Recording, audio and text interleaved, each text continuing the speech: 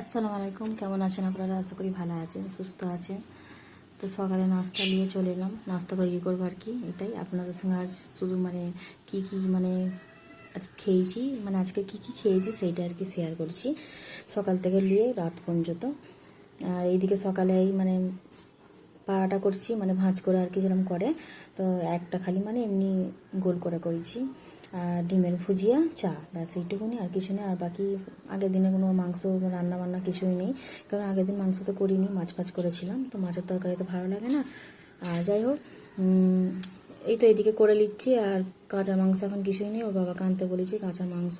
আর কাঁচা মুরগির মাংস নেই, কিন্তু মুরগির মাংস তো খুব একটা আমরা খাই না, আগের ভিডিওতে বলেছি, খুব কম, বেশিরভাগ ওই কাবাবটাই খাওয়া হয়, চিকেন কাবাব, চিকেন তান্দুরি এগুলো খাই।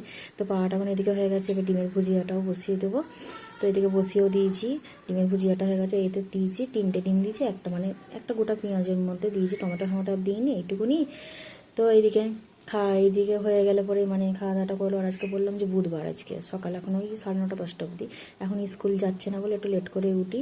তো চা নিয়ে বসে গেছি, নাস্তা নিয়ে। আর চলে এলাম দুপুরের খাবারে, মাছের মাথা দিয়ে, আর মাছের মাথা দাগা দুটো মিশিয়ে আছে।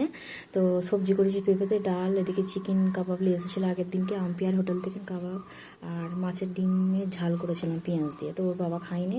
আর এদিকে চলে এলাম সন্ধ্যেবেলা বাঙালি দোকান থেকে নিয়ে এলো, আমাদের ব্যাঙ্গালোরে তো বাঙালি মিষ্টির দোকান সবই আছে, বাঙালি জানেন আপনারা, হয়তো আপনাদের কেউই তো আপনজন যদি কেউ থাকে নিশ্চয়ই জানবে না। তো যাই হোক,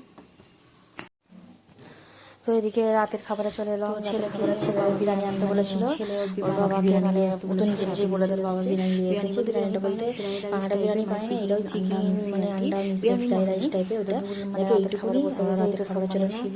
আপনারা ভালো থাকবেন, সুস্থ থাকবেন, দেখা হচ্ছে পরে একটা ভাজা করা ছিল, তো এইটুকুনি।